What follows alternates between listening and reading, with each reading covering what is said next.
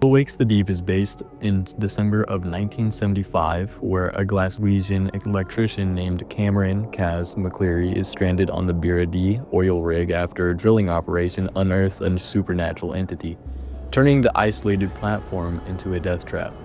This game was created by the studio The Chinese Room and was published on June 18th of 2024 to PC, Xbox, and PlayStation.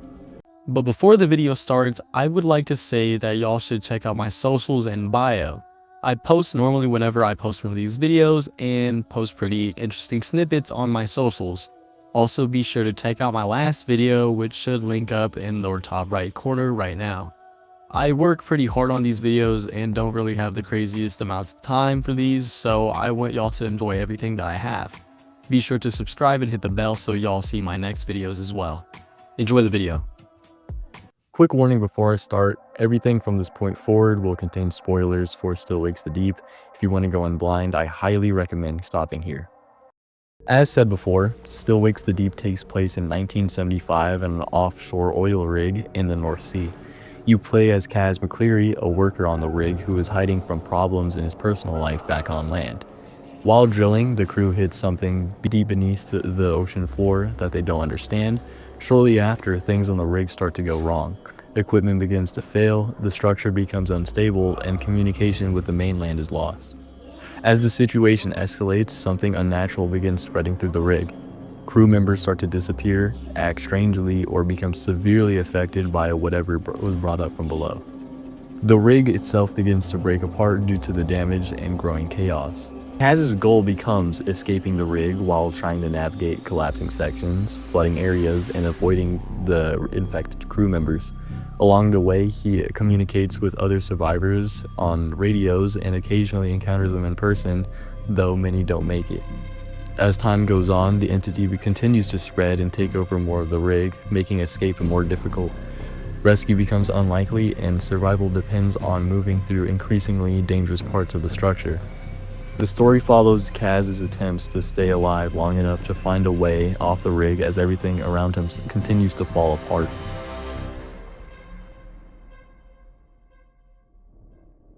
After all this, why is this game still so underrated?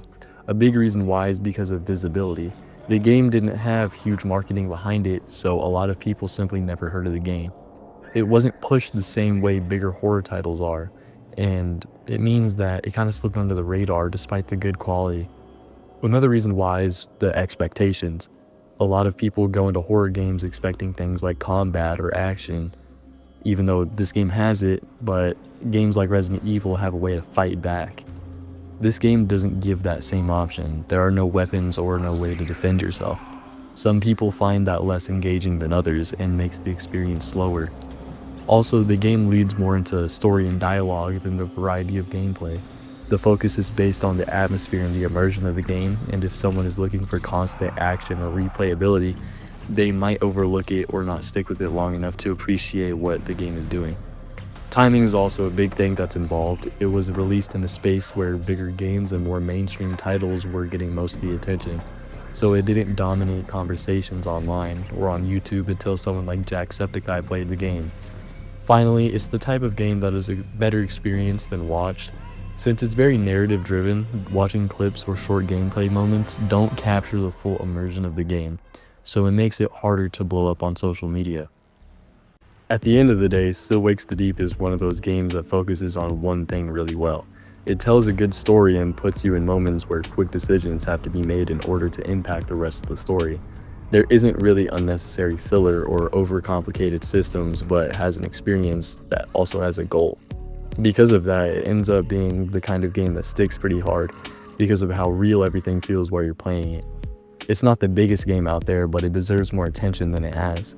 There's also a DLC that came out in the past year that helps develop the storyline and makes it pretty interesting.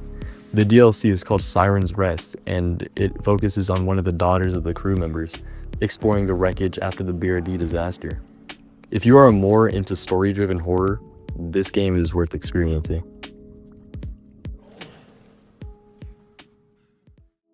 So yeah, that Still Wakes the Deep. But before I end the video, I want to talk a bit about the direction of the channel so far. And going forward, I'm planning on like leaning more into video game content. That's something I genuinely enjoy, and I feel like there's a lot of games, especially like indie or underrated ones that like this, that deserve more attention. At the same time, I'm not just gonna turn it straight into a gameplay channel. I still want to focus mainly on commentary, talking about things that I find interesting, breaking them down, and giving my perspective on them. Right now, that includes a lot of stuff like sports, video games, music, and movies and stuff like that. But basically, anything that I feel like is worth talking about, I'm gonna cover it. And eventually, I do plan on adding actual gaming clips and gameplay into the channel more, besides the FNAF videos that I made, and not just playing games for the sake of it, but using those clips to add to what I'm talking about and making the videos, like especially my commentary videos, more interesting.